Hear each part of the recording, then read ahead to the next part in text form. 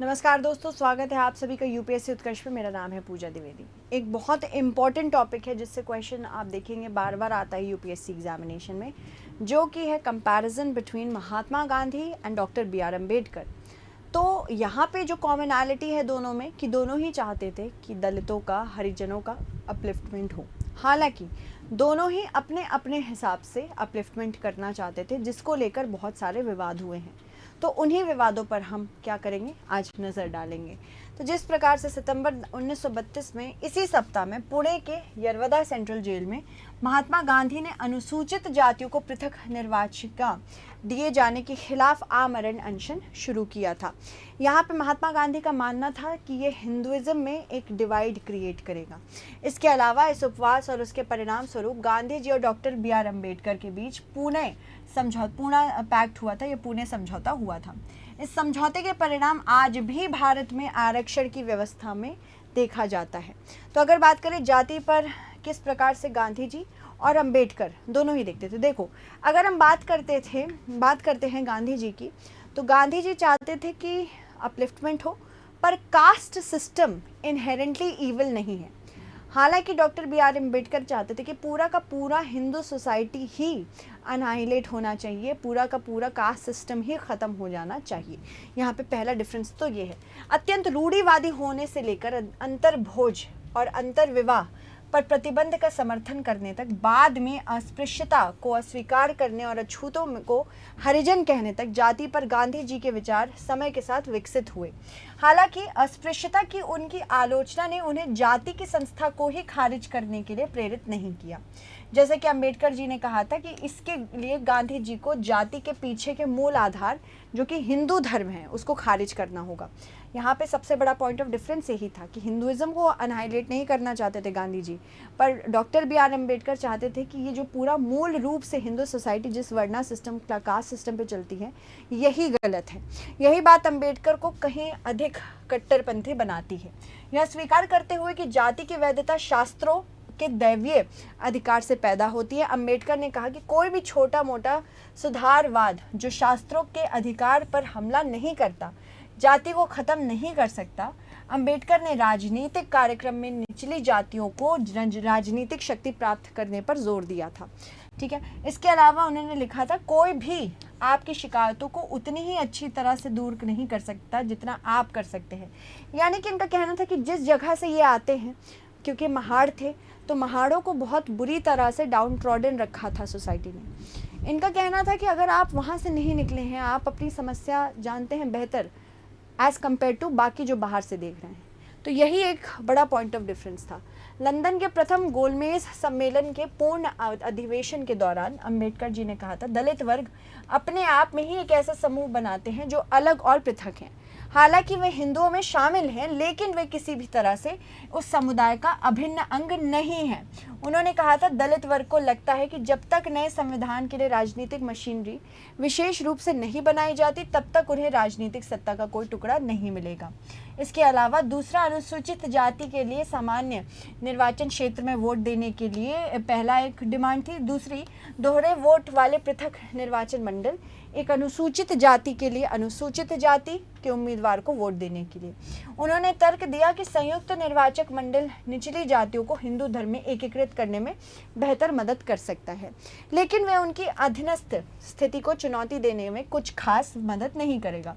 उनका ये भी मानना था कि संयुक्त निर्वाचक मंडल बहुसंख्यकों को दलित समुदाय के प्रतिनिधियों के चुनाव को प्रभावित करने में सक्षम बनाता है और बहुसंख्यकों के अत्याचार के खिलाफ अपने उत्पीड़न के हितों की रक्षा करने में भी अक्षम बनाता है। गांधी जी ने इसका विरोध किया। गांधी जी का मानना था कि अगर हम इसके अंतर्गत ही अलग अलग डिवीज़न दे देंगे तो ये हमारी सोसाइटी को और डिवाइड करता चला जाएगा। ये पृथक निर्वाचन क्षेत्रों के प्रति विरोध जाहिर तौर पर उनके इस विचार पर आधारित था कि वे निचली जातियों के लिए बहुत कम हैं। गांधी ने तर्क दिया कि सीटों के इस मामूली हिस्से तक ही सीमित रहने के बजाय निचली जातियों को पूरी दुनिया के राज्य पर शासन करने की आकांक्षा रखनी चाहिए। निचली जातियों की भौतिक और सामाजिक स्थिति का मतलब था कि ये बेहद असंभव था। इससे भी महत्वपूर्ण बात यह है कि गांधी का विरोध इस डर से भी उपजता था कि पृथक निर्वाचिका समुदाय के भीतर दरार पैदा करके हिंदू धर्म को ये नष्ट भी कर सकती थी। अब यह दो रणनीतिक कारणों से महत्वपूर्ण था। पहला था कि गांधी जी ने सही ढंग से समझा कि कैसे अंग्रेज़ों ने भारतीय समाज में आंतरिक विभाजन करके अपने उद्देश्यों का फ़ायदा उठाया। उन्होंने मुस्लिम हिंदू ग्रुपिंग करवाई, उन्होंने सिख अगेंस्ट हिंदूज़ करवाए, उन्होंने हिंदूज़ अगेंस्ट मुस्लिम करवाए और इससे ये डिवाइड एंड रूल की पॉलिसी लाते थे। इसी प्रकार से ये हिंदुज़म के अंतर्गत भी, क्योंकि बहुत सारे कास्ट सिस्टम है, तो एक कास्ट को ज़्यादा फेवर करके दूसरे कास्ट को कम फेवर करके भी यहाँ पे और डिविजन्स करते जा रहे थे। उनके अनुसार अलग अलग निर्वाचन क्षेत्र केवल अंग्रेज़ों को फूट डालो और राज करो में मदद करेगा। दूसरे, या वह समय भी था जब हिंदू और मुसलमानों के बीच में दुश्मनी बढ़ती चली जा रही थी। अगर मुसलमानों के अलावा निचली जातियों के लिए एक अलग निर्वाचन क्षेत्र की घोषणा की जाती तो इससे हिंदू नेतृत्व की शक्ति में काफ़ी कमी आ सकती थी।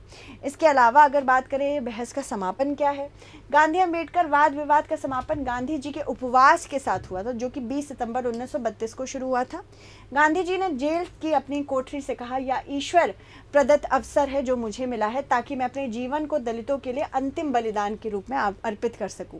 गांधी के उपवास ने अंबेडकर को मुश्किल स्थिति में डाल दिया और ये गांधी से के राजनीतिक विकल्प से असहमत थे, यानी कि उन्होंने मजबूरी में आके पूना पैक्ट साइन किया था बेसिकली, क्योंकि गांधी जी को कुछ भी हो जाता, उस समय गांधी जी एक बहुत बड़े सितारा थे, पूरा जो इंडियन मूवमेंट था उनके कंधों पर था, और अगर गांधी जी को कुछ हो जाता तो अंबेडकर जी बहुत बड़ी मुसीबत में फंस सकते थे। तो एक तरह से मजबूरन उन्होंने पूना पैक्ट साइन किया था। ठीक है, कि इसके अधिक क्रांतिकारी सामाजिक परिवर्तन की संभावनाएं खत्म हो जाएगी अगर गांधी जी को कुछ हुआ तो। लेकिन यह देखते हुए कि गांधी देश में सबसे प्रिय राजनीतिक नेता थे, अगर उन्हें कुछ हो जाता तो दलित आंदोलन को भारी परिणाम फिर भुगतना पड़ता। भारी मन से अंबेडकर ने गांधी जी के दबाव के आगे झुका और पूना समझौते पर हस्ताक्षर किए, जिसके तहत अनुसूचित जातियों के लिए आरक्षण सुनिश्चित किया गया, लेकिन पृथक निर्वाचिका के प्रश्न को स्थगित कर दिया गया था। कई लोगों ने गांधी के उपवास को फूट डालो और राज करो की ब्रिटिश नीति के खिलाफ जीत के रूप में भी सराहा।